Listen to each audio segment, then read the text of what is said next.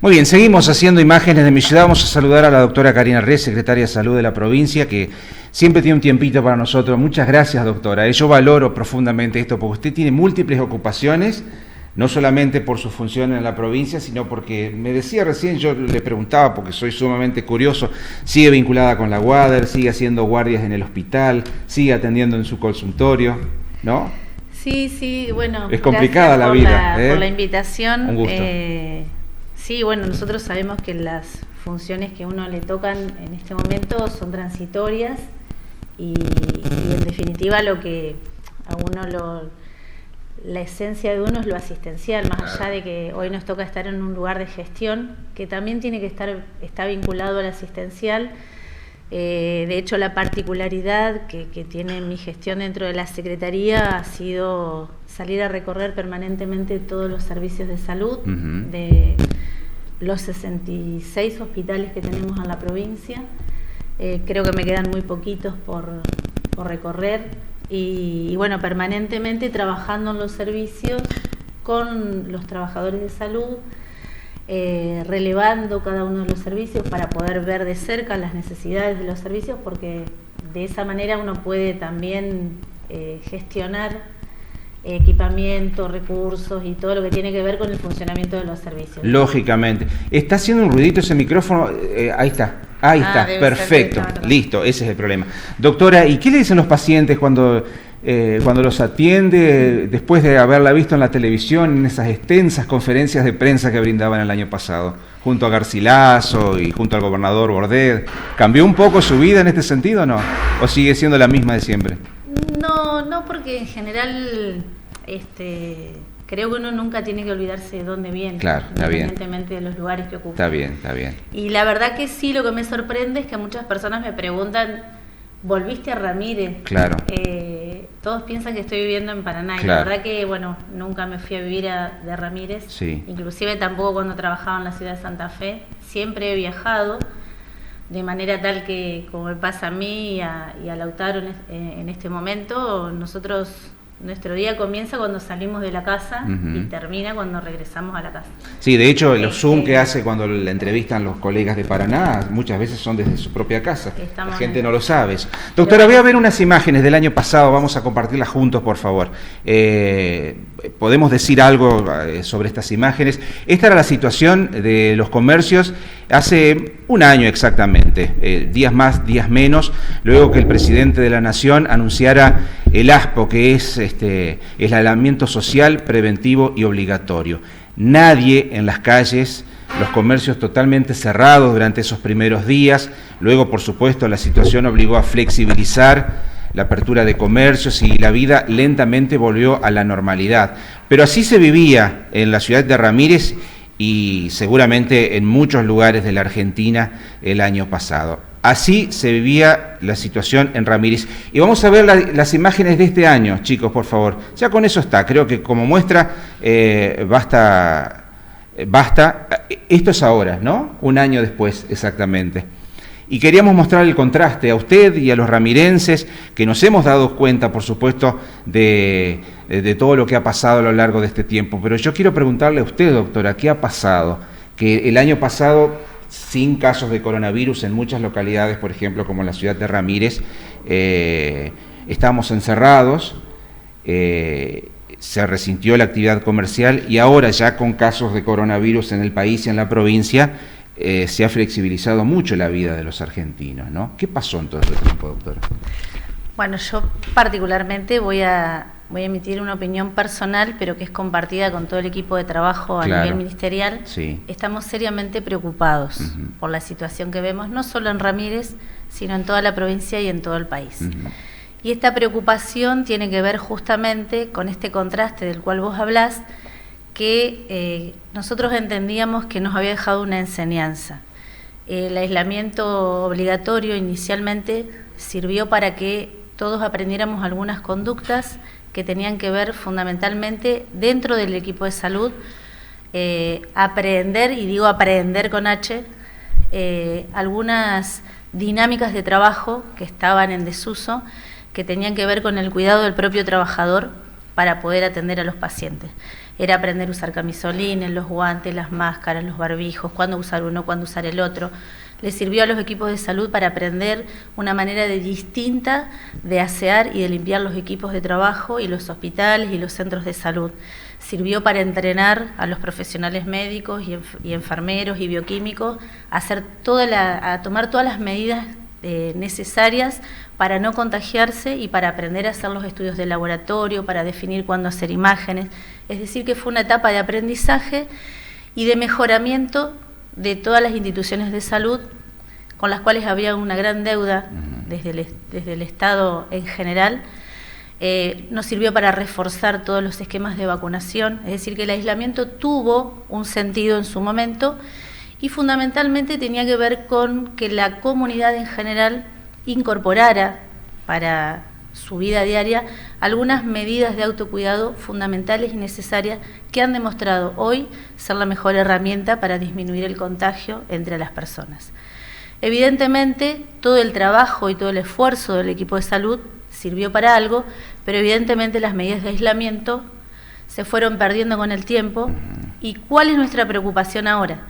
Que tenemos cepas diferentes de coronavirus que probablemente en breve las tengamos en nuestra provincia, que ya están circulando en otras provincias como Córdoba, Santiago del Estero, obviamente Cava y provincia de Buenos Aires, y que son mucho más agresivas, tienen mucho más transmisibilidad y aún no se ha podido demostrar que la vacunación sea una herramienta que nos proteja de esas cepas. Por lo tanto, creo que si nosotros queremos sostener estas imágenes que voy a mostrar, necesitamos de algún modo recuperar algún estándar de cuidado, como por ejemplo el uso del tapabocas, evitar los conglomerados, utilizar las burbujas sociales o las burbujas familiares para movernos en la ciudad, ¿sí? Volver a recuperar los protocolos en los comercios, en los restaurantes, si queremos seguir sosteniendo algunas medidas económicas, porque si no, no vamos a tener otra opción que volver al aislamiento, como le está pasando a Italia en estos momentos, como está evaluando Francia en estos momentos, como está discutiendo Estados Unidos en estos momentos, volver al aislamiento, y como, bueno, creo que lo va a hacer Brasil en breve, porque realmente la situación de Brasil es muy grave. Me parece que tenemos que apelar a la responsabilidad individual, es fundamental. La vacunación es una herramienta más. Lo que va a hacer la vacuna es disminuir las formas graves de enfermedad, es decir, que nos va a permitir, con todo esto que aprendimos durante un año, es retardar la llegada de los pacientes a las unidades de cuidados intensivos, disminuir las internaciones, ¿sí? Pero lo que tiene que quedar claro es que hay circunstancias que no han cambiado.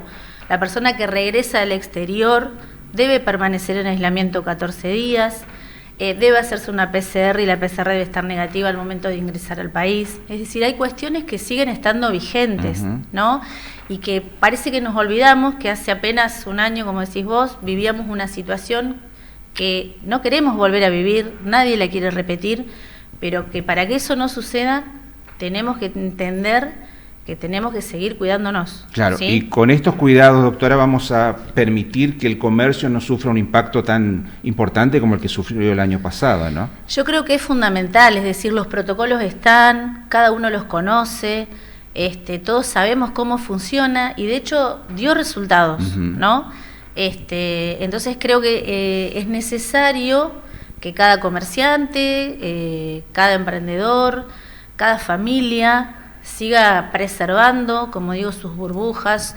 La escuela hoy, sabemos que la presencialidad era un temor para todos. Nosotros consideramos que en estos momentos, con todo lo que hemos aprendido, la presencialidad es necesaria para que la escuela se comprometa en difundir todas las medidas de control, y aún cuando los adolescentes y los niños estén en las escuelas, el uso del tapaboca, el uso del alcohol en gel, ventilar los ambientes, va a ser una herramienta para disminuir la transmisibilidad de otros virus, no solo del coronavirus, porque el año pasado prácticamente no hubo acceso a los servicios de salud de niños y adolescentes. ¿Por qué? Porque no iban a la escuela, no iban a los clubes, no iban a los talleres, entonces no circulaba ningún virus respiratorio. Sabemos que el invierno es es un momento ideal para la circulación de virus respiratorio, pero el uso del barbijo ya es una herramienta para disminuir la transmisión de virus respiratorio. O sea que creemos igualmente que con esas medidas nosotros vamos a lograr disminuir el acceso de salud de niños y adolescentes a los servicios de salud. Pero es importante, insisto en esto, y es responsabilidad también de los adultos, lograr que niños y adolescentes sean parte de esto. Nos cuesta a todos, a mí como mamá también me cuesta, pero bueno, sabemos que en cada familia hay alguna persona de riesgo, que el que tiene factores de riesgo es el que más vulnerable, por lo tanto necesitamos apelar, insisto, al compromiso de todos para poder cuidar el estándar que tenemos. ¿Vamos a seguir teniendo casos? Sí, los vamos a seguir teniendo, porque el coronavirus no se va a ir. Vamos a tener cepas diferentes de coronavirus seguramente, ¿sí? Entonces ya sabemos cómo tenemos que cuidarnos, ya sabemos cómo tenemos que atender un paciente con coronavirus, ya sabemos cuáles son los riesgos. Entonces creo que todo esto que hemos aprendido todo este tiempo nos tiene que servir para evitar, vuelvo a insistir, la transmisión y para lograr que sea cada vez menos la población que requiera de los cuidados intensivos para salir adelante de esta enfermedad. No tenemos que esperar a que alguien de nuestra familia o alguien cercano se enferme para entender la gravedad del coronavirus, pero me parece que es fundamental entender que la vacuna no es la salvación. De hecho, tenemos que seguir cuidándonos aún vacunados, claro. Claro, sí, tenemos pacientes que aún con las 2 dosis han enfermado, pero nos ha demostrado en los seguimientos que hemos hecho que se enferman en forma leve, es decir, que esto es lo que queremos lograr con la vacunación, ¿sí? Y de esta manera, obviamente, es necesario recurrir y seguir teniendo presente que el barbijo, el tapabocas, el uso de alcohol, el ventilar los ambientes, el no compartir infusiones, todas estas cuestiones tienen que sostenerse, por lo menos mientras siga circulando coronavirus. Doctora, hoy la ministra de Salud, Bisotti, señaló que seguramente abril-mayo va a ser temporada de vacunación masiva porque van a llegar muchas dosis a la República Argentina. La provincia se está preparando también para poder distribuir de manera masiva y que lleguen también a pequeñas poblaciones como las nuestras, ¿no? Me decía el doctor Reichel que apenas se han vacunado unas 300 personas en Ramírez por ahora, ¿no? Justamente para lograr la inmunidad colectiva sería muy importante que lleguen las vacunas que el Estado Nacional ha adquirido ya en realidad, ¿no? Lo que pasa es que no dan abasto con la producción tampoco los laboratorios. La Argentina adquirió 65 millones de dosis, claro, de las cuales obviamente la producción es lo que está limitando. Hay un grupo de países que se han llevado obviamente la mayor cantidad de dosis. El 88% se fue para 18 países en todo el mundo. Exacto, obviamente que no estamos nosotros, obviamente, ¿no? Claro. Pero bueno, lo importante es saber que los equipos están preparados para vacunar. Hoy recibimos 10.200 dosis de Sputnik, así que bueno, se va a readecuar el esquema de vacunación, priorizando siempre adultos mayores y sobre todo los institucionalizados, que son los que se han llevado la mayor cantidad de las internaciones en cuidados intensivos. Seguramente, y esto va a ser en un marco de consenso ministerial en función de las normativas que se discutieron en el COFESA el día viernes, que fue el primer COFESA presencial después de un año, de cómo, de acuerdo a la población de cada provincia, a los grupos etarios, a la cantidad de personas con enfermedades crónicas, que obviamente esto va variando de provincia a provincia, poder conformar un plan de vacunación adecuado en cuanto a la aplicación de dosis a la población entrerriana, priorizando siempre los grupos de riesgo, las personas expuestas, obviamente, y a la espera de las dosis, ¿no? O sea que dependemos mucho de las dosis recibidas para la aplicación. Y también dependemos de la aprobación de la vacuna Sinopharm para ser aplicada en mayores de 60. O sea que eso para nosotros sería, digamos, un aliciente porque sabemos que la conservación de Sinopharm es mucho más simple, sencilla, claro, no requiere tanto mucho frío, más fácil de distribuir, claro. Y obviamente con esa vacuna uno puede llegar mucho más rápidamente. Con Sputnik hay una cierta logística, sí. Covishield también. Sabemos que son las únicas que están aprobadas para mayores de 60 años, por lo tanto debemos reservarla para adultos mayores, de manera tal que, bueno, todo esto en una superposición de grupos etarios de vacunación, en una superposición de grupos expuestos, con diferentes dosis, con diferentes tipos de vacunas y con un estricto registro en lo que es el sistema nominal de vacunación de Argentina, se complejiza cada vez más. Por suerte tenemos muchos voluntarios, las universidades han colaborado, claro, masivamente, sí. Hay una disponibilidad concreta de Cruz Roja que se formalizó también semanas atrás, así que bueno, para todo esto obviamente el COES en el día de hoy definió nuevas acciones a nivel provincial, luego de una reunión que mantuvimos en el Ministerio, que nos va a permitir ratificar algunas tareas ya iniciadas, replantear el plan operativo que veníamos llevando adelante y bueno, en esto obviamente convocar a todos los ministerios a trabajar en forma conjunta, como lo venimos haciendo, pero fortaleciendo algunas acciones necesarias, sobre todo con desarrollo social, educación, el área de producción, sobre todo lo que tiene que ver con turismo y obviamente planeamiento, que ha sido una herramienta fundamental para nosotros, optimizando centros de salud y hospitales en forma súper acelerada todo el año pasado y se sigue haciendo. Control estricto de fronteras, señaló el gobernador de la provincia, sí. Porque Entre Ríos tiene una particularidad de que tenemos fronteras internacionales con Uruguay, por ejemplo, ¿no? Bueno, ahí obviamente el Ministerio de Gobierno es fundamental para poder llevar adelante estas acciones en forma conjunta con el Ministerio del Interior, sobre todo en el seguimiento de los que regresan al país.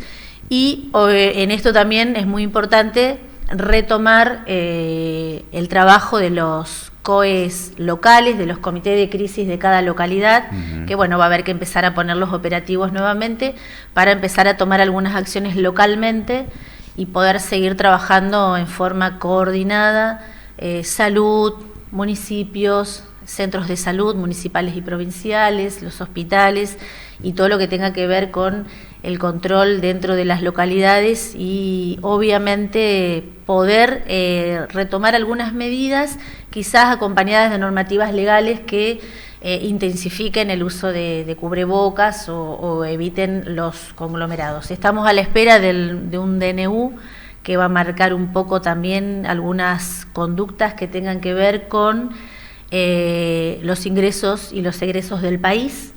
Esto estaba en redacción en el día de hoy, así que bueno, estamos a la espera de esa normativa y obviamente siempre la provincia en esa línea, acompañando las acciones que tengan que ver con el cuidado fundamentalmente de nuestros entrerrianos y entrerrianas. Totalmente. Doctora, ¿las vacunas son todas buenas? Porque cuando uno se vacuna contra la gripe no pregunta qué laboratorio elaboró la vacuna contra la gripe, ¿no? Pero han llegado tantas ahora, la Sputnik con la que se vacunó personal de salud, la Covishield que vacunaron a los mayores de 70 años y ahora la Sinopharm con la que están inoculando a docentes, por ejemplo, ¿no? ¿Todas son eficientes las vacunas? ¿Hay alguien que no la puede recibir a la vacuna por tener alguna condición? Mujeres embarazadas, por ejemplo. Es bueno poder comentar esto también. Bueno, en realidad todas las vacunas son efectivas, algunas tienen un porcentaje mayor de efectividad con las dos dosis aplicadas que otras, todas están por arriba del 94%. Obviamente la Sputnik, que fue la más detractada, es la que ha tenido la mayor efectividad, arriba de un 97% con segunda dosis. Putin se vacuna mañana, dijo que es la mejor vacuna que existe en este momento. Es lo que se ha demostrado a nivel mundial, la OMS la ha determinado como una de las más efectivas, por eso digo que hace 2 meses atrás hubo una gran campaña mediática detractando la vacunación con Sputnik. Sputnik se ha utilizado para vacunar no solo personal de salud, sino también personal institucionalizado en adultos mayores. Y lo que sí es importante es que hoy también se está debatiendo la posibilidad de una sola dosis con Sputnik para adultos mayores y para aquellos que han padecido la enfermedad. ¿sí? Todavía esto no está definido. Hay otras vacunas también que se estudian en el mercado, como es la de Pfizer, que ha tenido algunos efectos adversos en algunos países, pero bueno, sabemos que los efectos adversos con algunas vacunas suelen suceder, tienen que ver también con los componentes adicionales, son vacunas diferentes, no todas tienen el mismo componente activo de inmunización. Sí, en todos los casos, y en el caso de embarazadas y lactancia, hay que valorar riesgo-beneficio. ¿Sí? Cuanto mayor es el riesgo, si la persona padece la enfermedad, que lo que pueda generar la vacunación. Lo mismo en aquellos pacientes inmunodeprimidos y trasplantados, eso también se va evaluando. Obviamente nosotros, que tenemos un comité de expertos dentro del Ministerio, que son los que van haciendo las recomendaciones, y sabemos que hay laboratorios que están trabajando no exclusivamente en COVID, sino que venían trabajando en otros tipos de antivirales y de vacunas antivirales, y que obviamente en un momento tan complejo como fue la pandemia, desviaron sus investigaciones a algo que era necesario en ese momento, porque el desconocimiento que había sobre COVID era muy importante, y aún a pesar del año en que venimos trabajando, hay mucho desconocimiento todavía en cuanto al comportamiento viral. Se ha trabajado muchísimo. Nuestros científicos argentinos trabajaron en pruebas de laboratorio. De hecho, COVIDAR, que es una investigación que llevó adelante una de las investigadoras de CONICET, que trabaja también en el Instituto Leluar y que pudo patentarlo para el mundo. Son avances importantísimos de gente que obviamente dedica su vida a la investigación, y que en una cuestión tan seria como es una pandemia, nadie cometería el error de comprar millones de dosis de vacunas que sabemos que no son aptas para ser inoculadas en las personas. Para eso también hay pruebas, hay un método científico que es el que permite hacer ciencia, que tiene distintas fases, y por eso también se fue muy cuidadoso en el momento de aplicación de Sputnik, y recién cuando se aprobó la fase 3 en adultos mayores fue cuando se comenzó a aplicar en nuestro país. Asustó mucho la semana pasada cuando se detectaron algunos casos de trombosis con la AstraZeneca, por ejemplo, doctora, ¿no? Sí, igualmente. Pero luego se autorizó nuevamente la aplicación. Se autorizó, sí. y bueno, hay que valorar, digamos, también los antecedentes personales de cada uno de los que se va a vacunar, ¿sí? Cuáles son las condiciones. Sabemos siempre que la inmunización tiene riesgos, sabemos que hay efectos que son esperables, como los cuadros pseudogripales que se desarrollan, en este caso con cualquiera de las vacunas para COVID, porque sabemos que lo que genera el virus COVID es un cuadro respiratorio de vía aérea superior, que bueno, cuando se complejiza obviamente hace un cuadro más severo, pero la verdad que los efectos reportados aún con las diferentes vacunas han sido mínimos, algunos cuadros febriles, un poco de cansancio, dolor en el sitio de inoculación, algún poco de cefalea, pero no ha habido reportes de casos graves, por lo menos en nuestra provincia. ¿Sí? Así que creo que bueno, que esto fue realmente un avance sumamente importante en muy pocos meses, y bueno, creo que esto tiene que ver con los pasos de la ciencia, con todos los profesionales que están abocados permanentemente a eso, y que es muy valorable, y creo que nos tiene que inspirar confianza, porque realmente el mundo entero se ha visto interpelado con esta pandemia, ¿no? La provincia de Entre Ríos está preparada para soportar un nivel de ocupación de camas elevado, como ocurrió el año pasado, creo en octubre, noviembre. Se supone que ahora con la vacunación el escenario es diferente también en este sentido, doctora, ¿no? Bueno, como te decía, nosotros la verdad que el índice de ocupación de camas más alto lo tuvimos en los meses de septiembre y en el mes de enero, las 2 primeras semanas de enero realmente, pero bueno, nunca tuvimos ningún paciente que esperara una cama de terapia intensiva como pasó en otros países que hubo gente que directamente no tenía acceso a las terapias.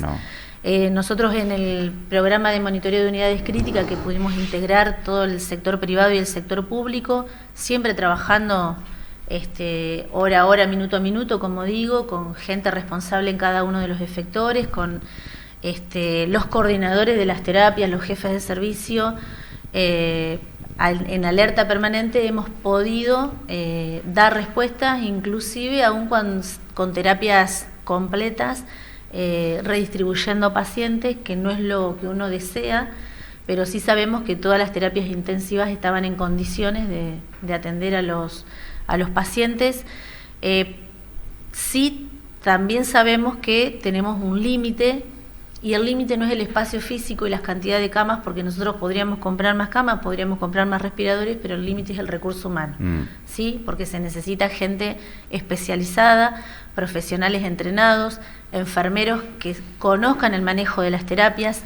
Inclusive las personas que hacen la higiene en las terapias tienen que tener un entrenamiento, porque el equipamiento es un equipamiento especializado y ese recurso es finito. Es decir, que por más que nosotros tuviéramos toda la buena voluntad de ampliar el número de camas que logramos duplicar en menos de un año, sería prácticamente imposible incorporar el doble de recurso humano, y no tiene que ver con una cuestión económica ni con lo salarial, porque a nivel país la formación de especialistas en terapia intensiva, tanto a nivel médico, a nivel kinesiológico y a nivel enfermería, es insuficiente, es crítica, claro. ¿sí? Todas las provincias tuvieron la misma situación, porque es una especialidad compleja, porque no todo el mundo se dedica a hacer intensivismo, ¿sí?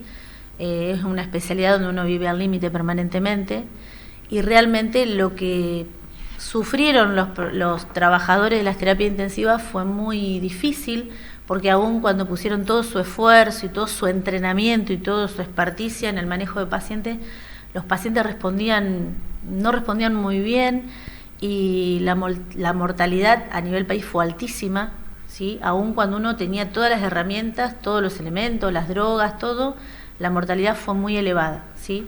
Entonces, lo que uno aspira es a que sea mucho menor la cantidad de pacientes que ingrese a los cuidados intensivos.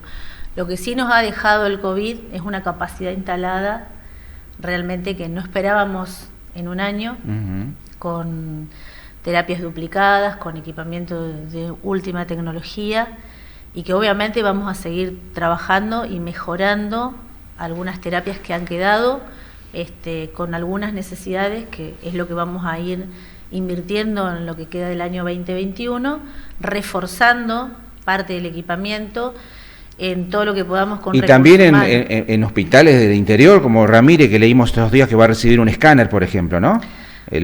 Sí, en realidad todos los hospitales del interior de la provincia van a recibir esto, que nos permite a nosotros ajustar un poco todo el trabajo administrativo, que tuvo que ver también con esto de la pandemia, ¿no? Nosotros informatizamos y generamos desde el área de bioingeniería del Ministerio muchos sistemas que eran de soporte papel, los empezamos a transformar en un soporte informático, como es el sistema de guardias, el sistema de personal, el sistema de monitoreo de unidades críticas, y todo lo que tiene que ver con los escáneres nos va a permitir también trabajar arancelamiento, poder enviar toda la facturación a las obras sociales, a PAMI, porque todos nuestros hospitales son hospitales de autogestión, y todos los pacientes que cursaron su internación, que tienen obras sociales, todo eso se le cobra a las obras sociales a un valor, digamos, que es diferente a lo que perciben los efectores privados, pero que al hospital le permite generar recursos. También